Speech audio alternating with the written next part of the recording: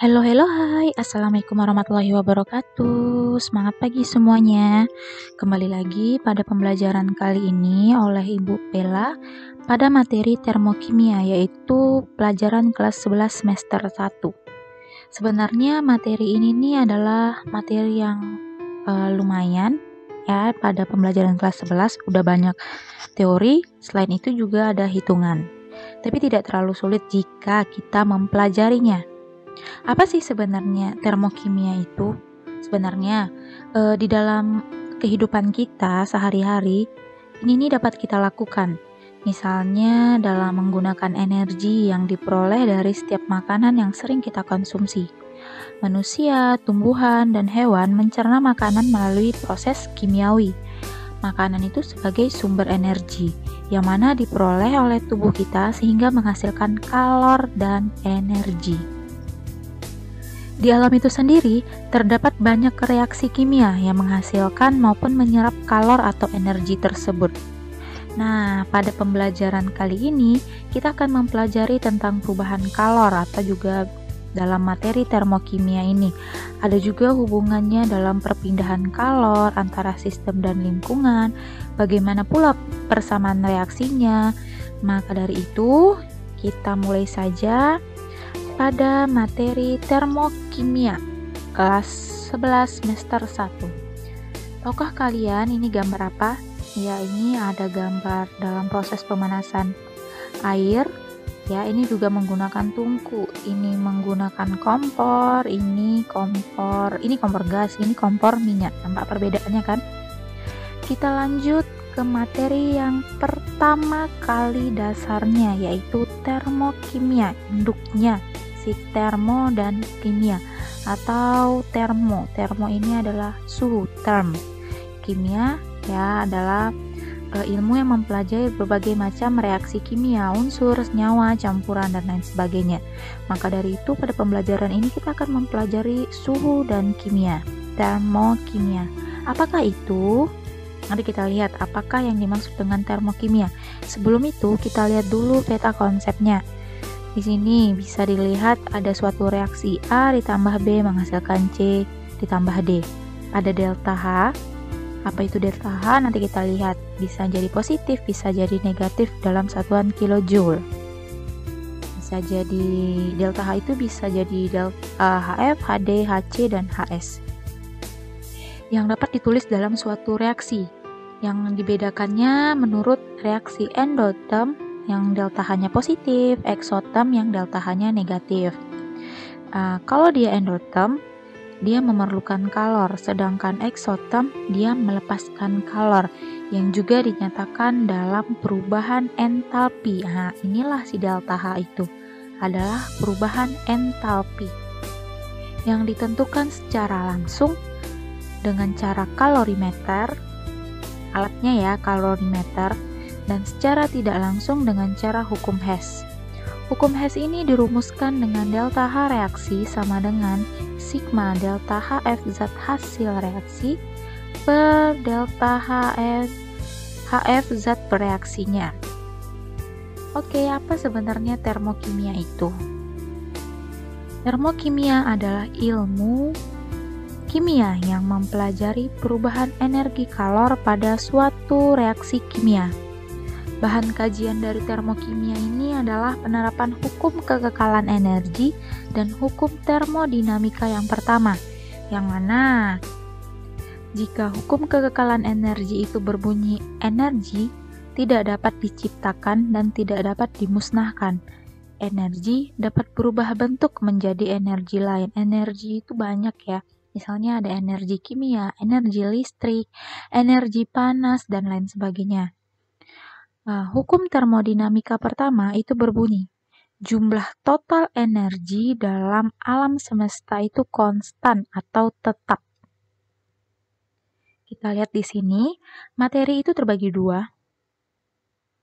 Adanya energi kinetik dan energi potensial. Ini tercakup dalam energi internal yang dapat dihitung perubahannya sehingga dapatlah kalornya. Kita lihat satu persatu. Di sini ada energi kalor disimbolkan dengan Q dan juga kerja disimbolkan dengan W, work ya kan. Q, kalor. Dalam energi termodinamika 1 itu terdapat kalor dan terdapat kerja. Apakah itu kalor? Kalor adalah energi yang berpindah dari satu benda ke benda yang lain yang mengakibatkan adanya perubahan suhu. Sedangkan kerja adalah energi yang berpindah dari satu benda ke benda lain selain dalam bentuk kalor. Ini nampak ya perbedaannya, yang ini perbedaan suhu, ini selain dalam bentuk kalor.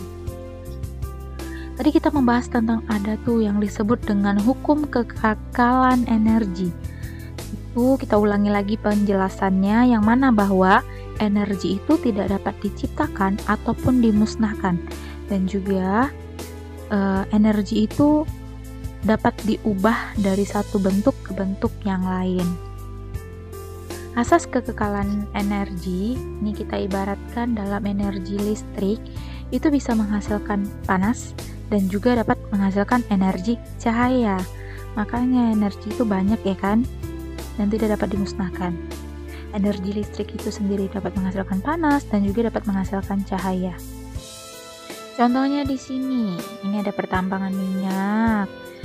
Bisa dijadikan, ini kan pertambangan minyak, terus kita olah minyaknya, bisa dijadikan LPG. LPG gunanya untuk masak atau gas, sehingga kita dapat makan dan juga sehingga kita dapat beraktivitas. Makanya hukum kekekalan energi sangat berkaitan. Ada lagi namanya energi kalor atau Q, yang mana energi kalor ini terbagi banyak ya kan. Kalor, ada kalor jenis, ada kapasitas kalor, ada kalor jenis molar. Kita lihat satu persatu pengertiannya. Kapasitas kalor adalah banyaknya energi kalor yang dibutuhkan untuk meningkatkan suhu zat 1 derajat Celcius. Kapasitas kalor spesifik atau kalor jenis itu adalah banyaknya energi kalor yang dibutuhkan untuk meningkatkan suhu 1 derajat Celcius zat sebesar 1 gram. Sedangkan kalor jenis molarnya adalah banyaknya energi kalor yang dibutuhkan untuk meningkatkan suhu 1 mol zat sebesar 1 derajat Celcius. Kalau kalor jenisnya itu ke masanya, kalau molar itu ke molnya, kalau kalornya itu pada suhunya. Kita masuk ini, di tengah-tengah ini ada sistem. Ini X itu katanya lingkungan. Apakah ini ada sistem dan X atau lingkungan? Kita lihat, kita masuk ke materi lanjutan, yaitu sistem dan lingkungan. Sistem itu adalah reaksi atau proses yang sedang menjadi pusat perhatian kita. Sedangkan lingkungan, segala sesuatu yang berada di sekitar sistem, yaitu dengan apa sistem itu di sini ada terdapat suatu beker glass atau gelas kimia dan ada sesendok CaCO3. CaCO3 kita larutkan ke dalam beker glass dan terjadilah perubahan suhu. Nah, sistemnya itu adalah larutan HCl. Ini ada HCl sebenarnya di dalam suatu beker glass ya. HCl dan CaCO3 itu sistemnya. Pusatnya siapa gitu. Sedangkan lingkungannya adalah gelas kimianya, suhu udaranya, dan tekanan udaranya, serta pengadukannya itu merupakan tekanan udaranya. Nampak perbedaannya. Fokusnya kita pada zatnya dan senyawanya. Ini larutan HCl. Nah, apa itu sistem? Sistem tadi kita telah mengetahui sebagaimana pusat perhatian kita dalam suatu reaksi tersebut atau sebagai pusat perhatiannya. Sistem itu terbagi 3. Ada sistem terbuka, sistem tertutup, dan sistem terisolasi. Ini berdasarkan interaksinya dengan lingkungannya. Sistem terbuka adalah suatu sistem yang memungkinkan terjadinya perpindahan energi dan zat atau materi antara lingkungan dengan sistem. Pertukaran materinya itu dapat meninggalkan sistem atau ada reaksi, misalnya gas, atau adanya sesuatu dari lingkungan yang dapat memasuki sistem.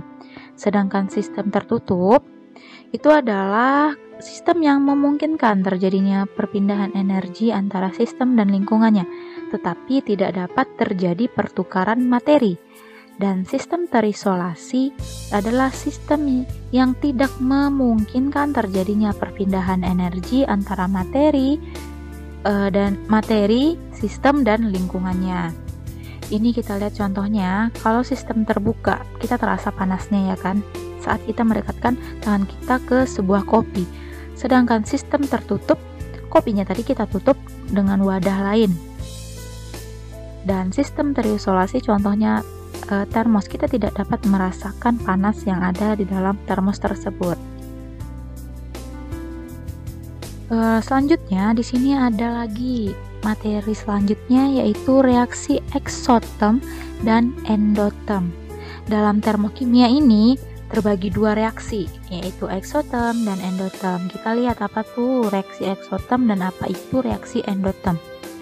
Reaksi eksoterm adalah reaksi yang sistemnya membebaskan atau melepas energi sehingga lingkungannya menjadi naik temperaturnya, berarti suhunya naik.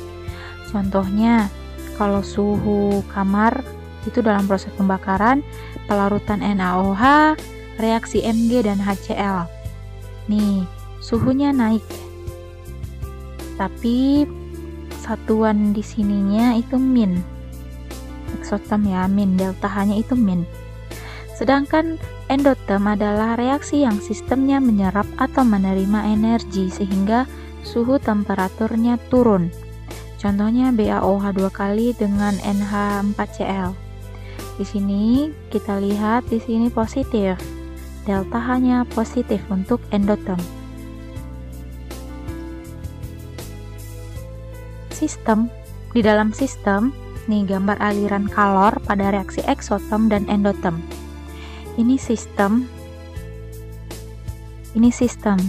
Kalau dalam endoterm, nih reaksi endoterm, kalornya itu diserapnya, masuk semuanya ke sistem. Sedangkan si eksoterm dia melepaskan kalor, ya kan? Coba lihat lagi di sini, dia menerima kalor, sedangkan eksoterm itu melepaskan kalor atau energi. Selanjutnya di sini kita lihat lagi gambarnya. Sistem dalam eksoterm dia melepaskan kalor. Panas kan terjadi. Kalau misalkan si endoterm dia menyerap kalor. Nih sehingga dia nilainya itu Q-nya itu besar dari 0, sedangkan eksoterm itu Q-nya kecil dari 0, makanya delta H-nya itu negatif, sedangkan endoterm delta H-nya positif. Ini seperti yang tadi, reaksi endoterm dan eksoterm, sistem, lingkungan, sistem, ini kalor kan, ini lingkungannya di luarnya. Kalor itu diserap dari lingkungan oleh sistem, delta H-nya positif. Nih kalor diserap dari lingkungan ke sistem, itu namanya endoterm. Sedangkan kalor yang dilepaskan dari sistem ke lingkungan itu namanya eksoterm, delta H-nya negatif. Oke. Suhu sistem naik ya pada reaksi endoterm, sedangkan eksoterm itu suhunya turun, seperti penjelasan sebelumnya. Di sini dapat lihat diagramnya juga, sistem menyerap kalor pada endoterm, sistem melepaskan kalor pada eksoterm. Kita lihat internal energy atau E atau U. Ini adalah energi dalam. Internal itu dalam. Ini ada rumusnya, delta E sama dengan Q ditambah W. Jika heat transfer in atau endoterm, panas itu ditransfernya ke dalam, itu positif Q-nya. Dan W ditransfer ke sistem, itu positif W-nya. Sedangkan jika dia melepaskan panas, itu min Q, negatif, eksoterm ya. Dan juga jika dia melepaskan W, usaha atau work, itu min W-nya, negatif. Pada kedua reaksi, terjadi perubahan tingkat energi yang disebut perubahan entalpi reaksi yang dapat dihitung delta H sama dengan H2 dikurang H1. H2 itu adalah produk dan H1 adalah reaktan. Dalam suatu reaksi kimia ada pembatasnya yaitu panah. Kalau dia sebelum tanda panah berarti reaksinya disebut reaktan, sedangkan setelah tanda panah itu produk. Kita lihat perbedaannya.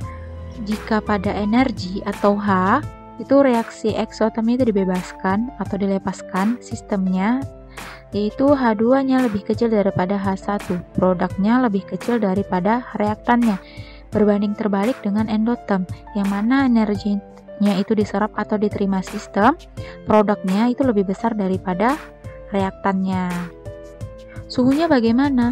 Suhunya akan naik pada si eksoterm.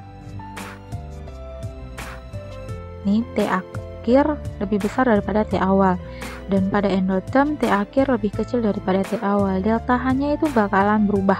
Delta H-nya pada eksoterm itu negatif, pada endoterm itu positif.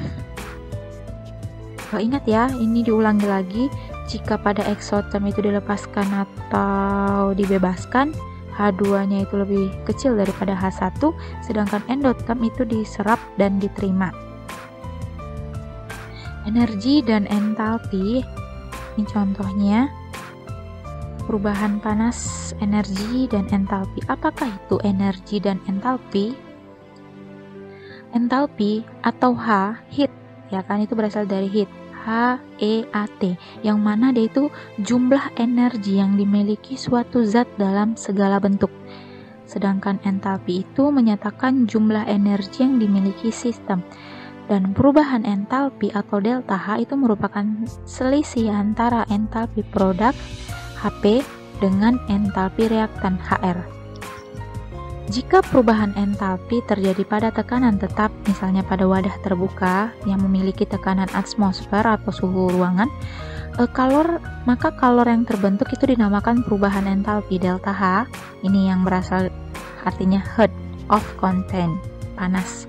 Perubahan entalpi reaksi adalah energi. Jumlah energi yang dibutuhkan untuk membentuk atau mengurai suatu zat dalam kalor yang terjadi pada tekanan tetap. Persamaan reaksi termokimia adalah persamaan reaksi yang dilengkapi dengan jumlah energi atau perubahan entalpi yang digunakan dalam suatu reaksi. Contohnya, 1 mol air dibentuk dari hidrogen dan oksigen dengan membebaskan energi sebesar 283 kJ. Maka persamaan reaksinya adalah 1 mol air H2 dibentuk dari hidrogen dan oksigen menghasilkan H2O, maka membebaskan berarti eksoterm. Min ya, delta H-nya sama dengan 286 kJ. Masih di dalam perubahan entalpi, banyaknya kalor yang dipergunakan untuk menaikkan temperatur. 1 derajat Celcius bagi 1 gram air itu disebut 1 kalori. 1 kalori itu nilainya 4,184 Joule. Jika reaksi berlangsung pada tekanan tetap dan pada reaksi tersebut tidak ada usaha lain kecuali perubahan volume, kalor reaksinya itu disebut dengan perubahan entalpi dengan lambangnya delta H. Jika eksoterm, delta H-nya negatif. Jika endoterm, delta H-nya positif. Ini yang harus diingat ya. Perubahan energi antara sistem dan lingkungan dapat berupa kalor atau Ki, atau bentuk energi lainnya yang secara kolektif. Energi yang dipindahkan dalam bentuk kalor yang mempengaruhi jumlah total energi dalam sistem itu disebut energi dalam, yang tadi internal energy. Kita masuk ke diagram tingkat energi.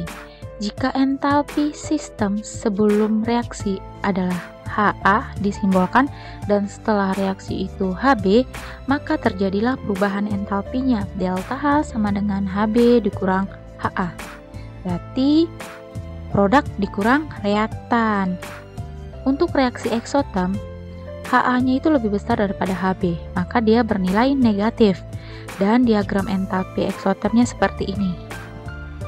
Ini kita lihat, ini HA, ini HB. HA lebih besar daripada HB. Sebelum reaksi, delta H sama dengan X kurang Y sama dengan negatif. Setelah reaksi ini ya, berarti kan delta H menuju HB. HA menuju HB, maka delta H-nya negatif, dari atas ke bawah kan berkurang. X kurang Y. ya kan? Makanya dia negatif. Ada lagi bentuk lainnya, yaitu reaksi ekstotem, panahnya ke bawah. Makanya dia min.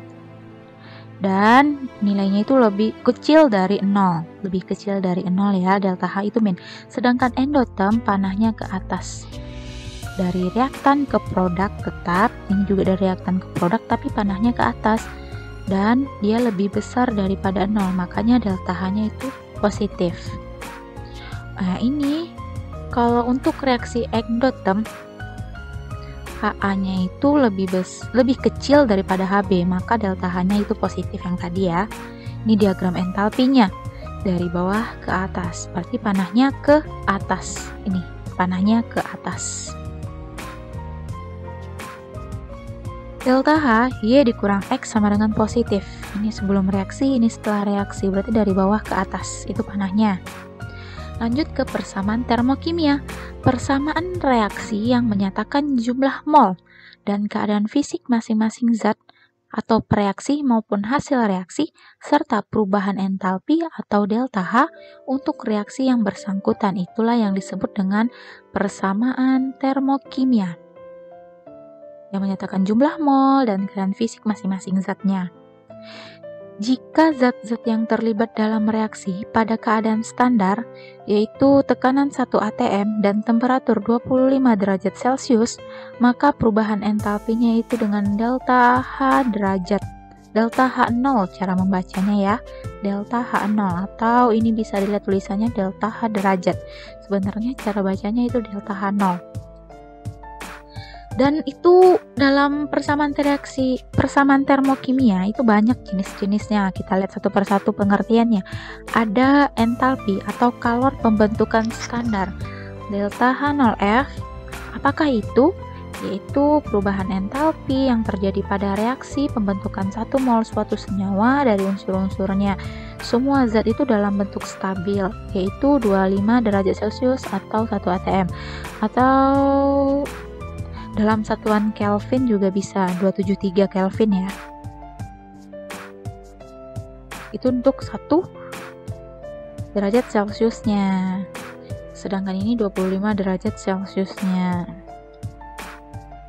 Dan di sini juga ada entalpi penguraian standar D, decomposer.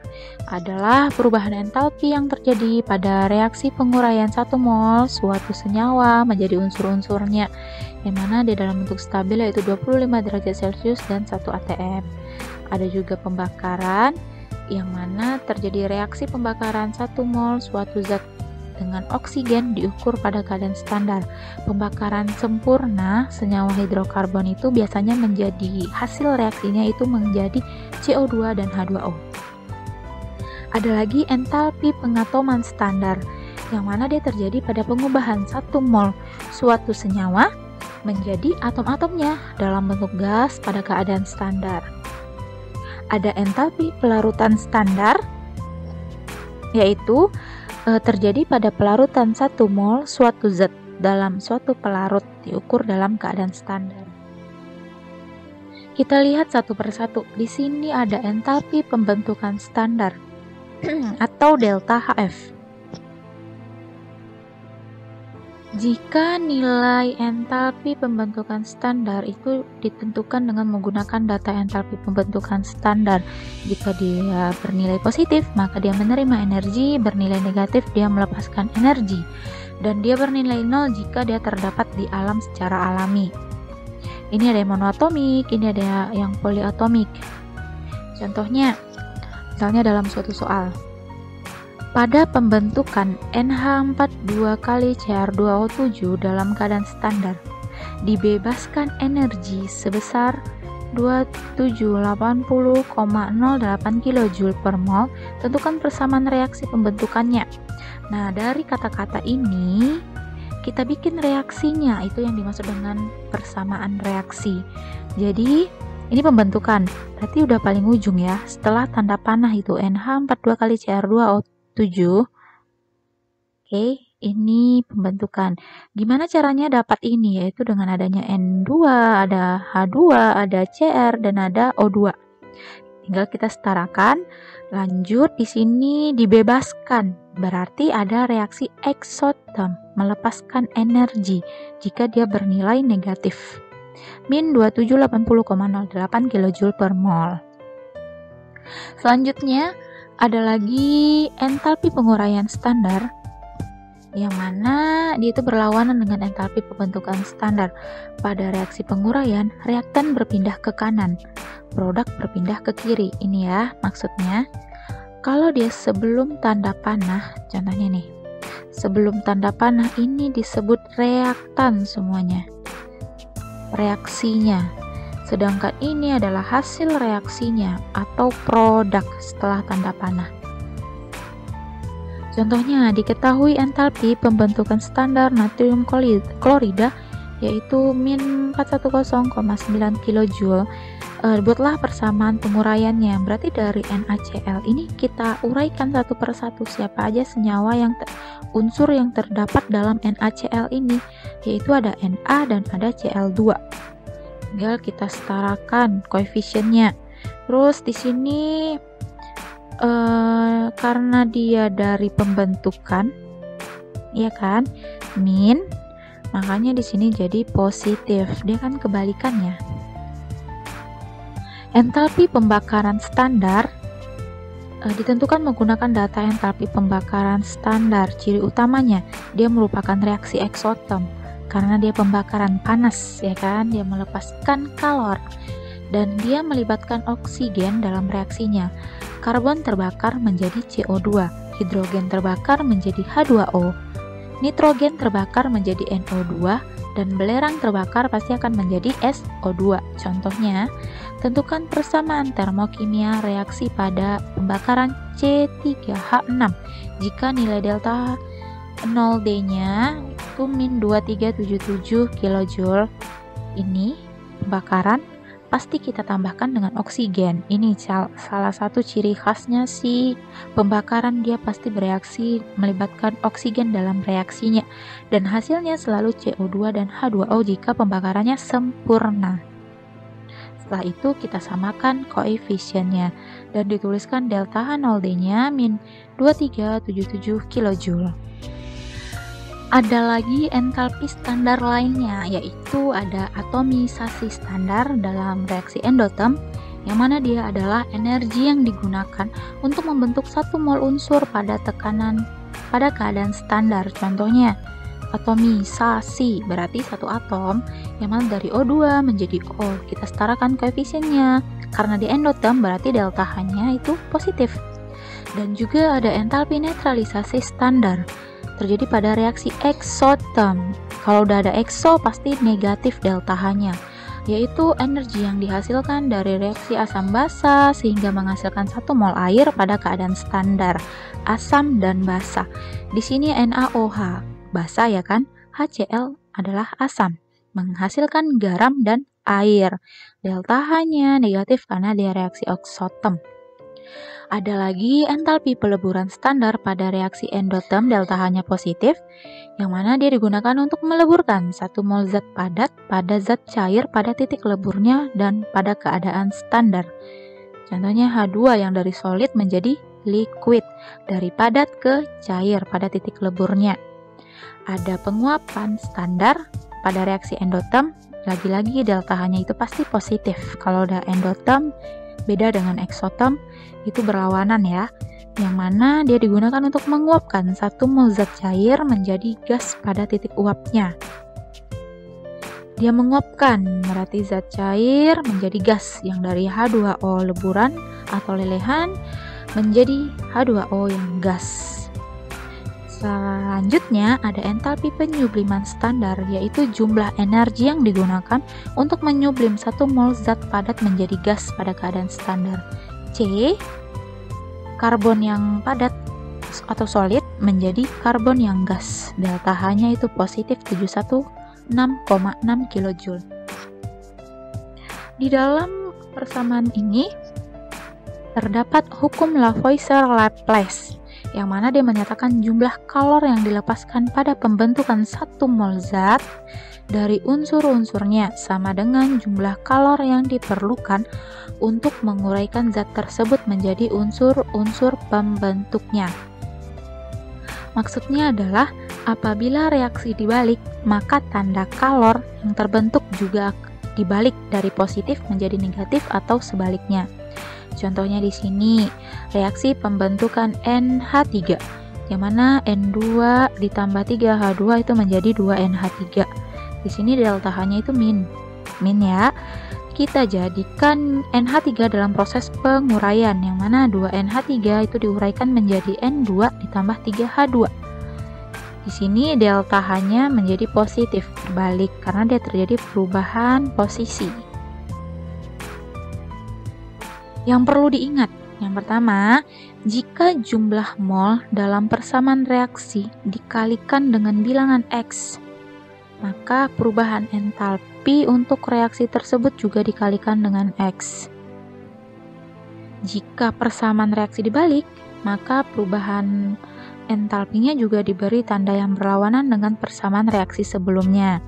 Dan juga menurut perjanjian, perubahan entalpi pembentukan atau delta HF atau delta H0F suatu unsur bebas pada keadaan standar itu 0. Satuan kalor dapat digunakan yaitu joule, kilojoule, kalori atau kal, atau kilokalori atau kikal, yang mana 1 kalori itu nilainya 4,18 joule. Ya, demikianlah materi video pembelajaran yang pertama atau part yang pertama ini.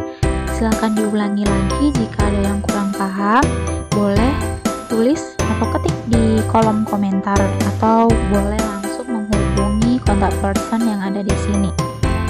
Ibu akhiri, wabillahi taufik wal hidayah. Wassalamualaikum warahmatullahi wabarakatuh. Semangat terus ya.